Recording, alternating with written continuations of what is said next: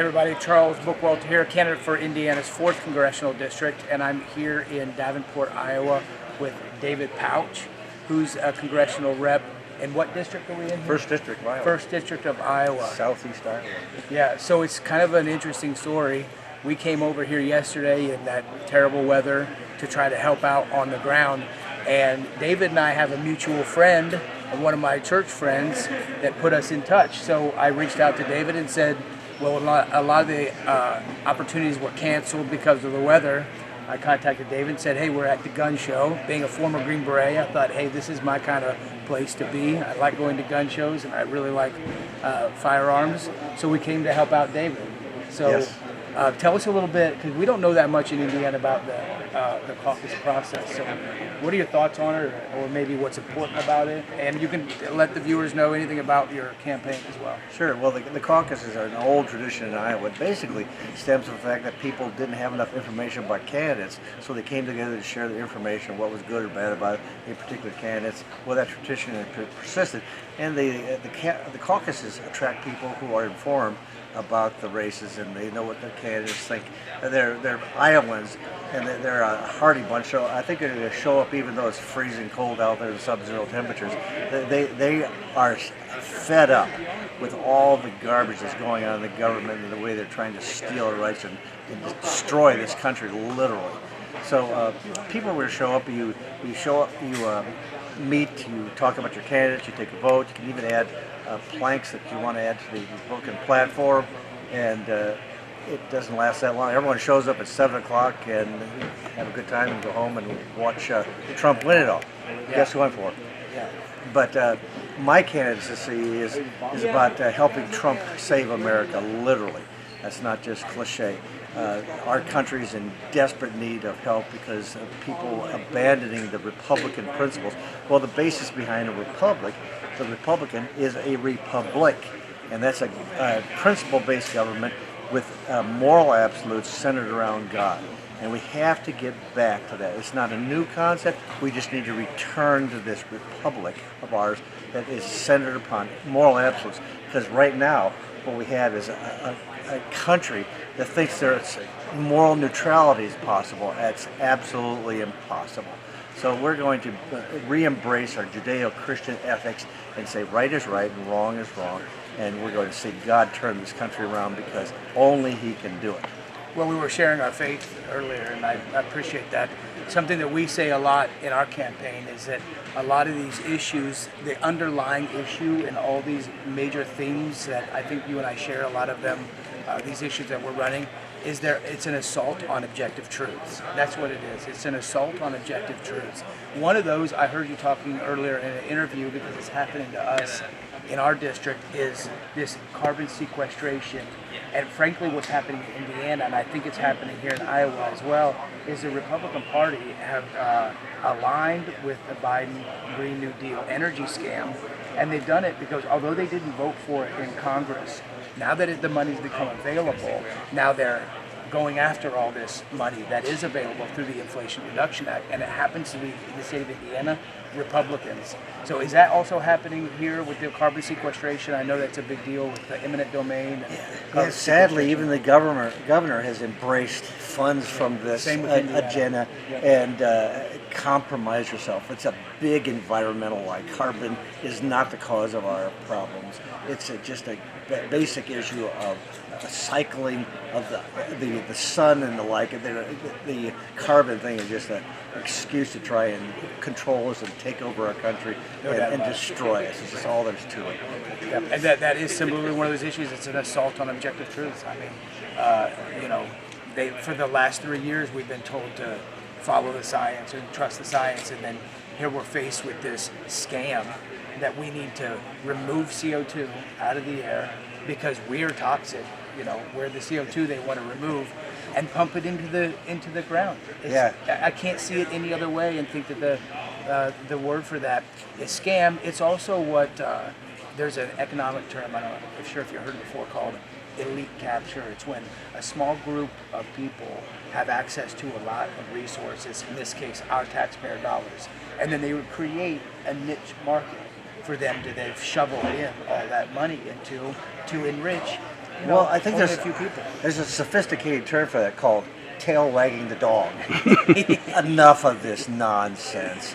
And, I think someone forgot to tell the plants that they no longer need CO2. Yeah. Maybe that's just an optional ingredient for growing themselves. Yeah. But, what else is new? It's hard not to see this as like an attempt for them to.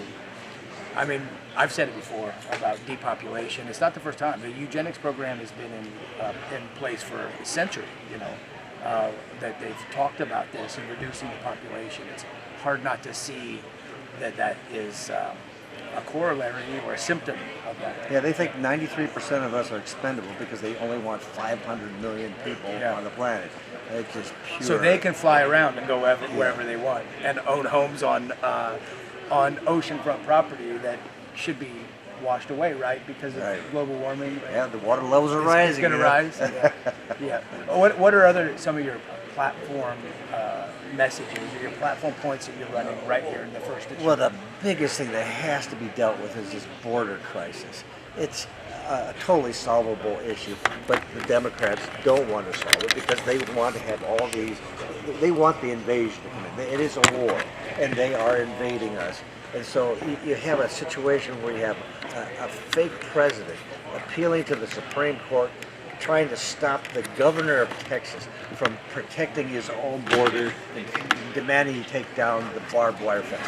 That's called treason. Yeah. That's just pure and simply intolerable. So you've probably seen this longer than I have. Something I've been talking about in my town halls is, we built this infrastructure around us with the border patrol and walls go up and then walls come down and the contractors make a lot of money. A section goes up here, it's torn down over there. I certainly think that the federal government needs to be assisting these states in protecting our border, but I've always said that I think that the border states need to be given the money to the governor and let the governors decide how to manage this. Because like I said, we built up all this infrastructure and money around it. It's $1 trillion enterprise now, but it only gets worse. So it almost seems like that we should give the resources and the autonomy to make these decisions to these governors in these states and let them handle the issue. What are your thoughts on that? Well, philosophically, the federal government was always supposed to be a servant of the states on the things that the states could do more efficiently together rather than apart. And so we've lost complete sight of the fact that the federal government is supposed to be a servant. In fact, it's an overlord. It's a tyrant over us. And so if we just let people do their job, get out of their way, we can solve a lot of things. But the fact of the matter is that these globalists and the Democrats, they have an agenda. They want to destroy us. They want to turn us into their little puppets. They don't want us to have ownership of anything. And so you got this huge macro agenda out there trying to basically take away any national identity and turn us into a bunch of generic robots. So it's so huge. It seems so far out there, but that's what's governing and driving so much of the stupidity today. You've got Obama running the presidency and trying to implement his pathetic, destructive measures. It's just not going to happen because of good people like you. Yeah. On you, Mr. Pautsch. Yeah, we'll do it together. Yeah. Like I say, someone says, is it better to light a small candle than to curse the darkness? Well, we will be small candles against the darkness. We can do something. Because with God as majority, He can make all the difference in the world. Yeah. What about the incumbent? What's it? Some of the details about the incumbent. How long has the incumbent been in office, and what are some of the key things that show the difference between yourself and the incumbent? Well, the incumbent is a lady named Marionette Meek, Priya.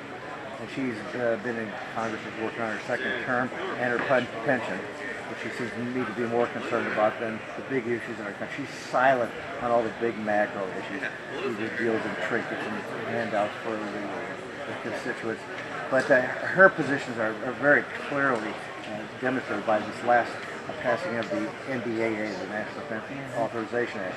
$888 billion of funding, which include funding for Ukraine and all of its kickbacks and laundering of money to people in power in the United States and elsewhere, and also funding for military abortion, funding for transgender surgeries, and worst of all, extension of the FISA Act to April of 2025, which is ordered by the court. It's been proven that they used illegally against us domestic citizens 275,000 times. But she says, well, I don't care what was in the bill as long as there's funding for the military.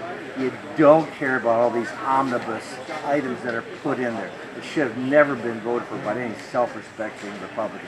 But she's in it. She doesn't care about abortion, transgender, she doesn't care about Ukraine, she doesn't care about FISA. That's just absolutely ridiculous and wicked. Yeah, it's like a signal that they're voting for that. I will say though that good thing about candidates like David or myself running is that the incumbent that I'm running against, Jim Baird, has voted for every single NDAA heretofore, voted for all of it. This last one, he didn't vote for it. All right. Well, that's because he's got somebody that's speaking from the right of him, that's holding them accountable, and it does influence and change their vote. So that is good to see.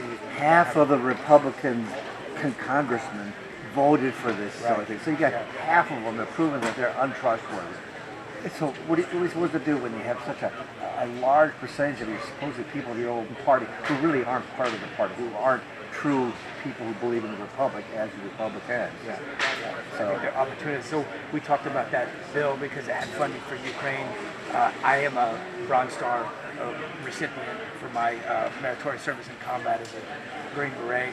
You have a gold star on your banner right there. It's probably very difficult to talk about, and I completely understand. But you hold the same positions that I do about war, which that I think that we need to stop intervening in a lot of what we're doing abroad based on what I've seen myself, right, and defend our own borders here, pull our men back from the 800 bases we have in 180 countries, and really focus on the United States and making America great again, not looking at the rest of the world. Yes, you share that? Oh yeah. I mean, I believe in peace through strength, but I also believe that a lot of the reason why we are in all these different places is because we are making money for the globalists and all of those global economic powers who find war to be a hugely problem. It's been going on for centuries.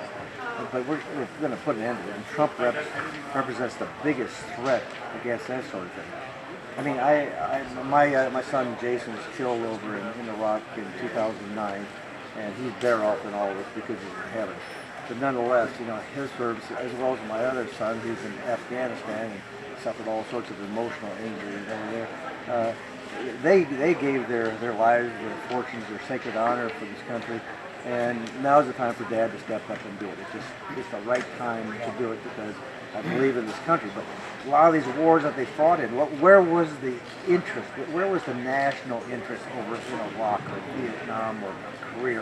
What was the national interest that was so compelling that forced us the troops? There's just a lot of shenanigans that are going on because it's profitable. And you have the CIA stirring up wars all over the place because they are the agents of the globalists.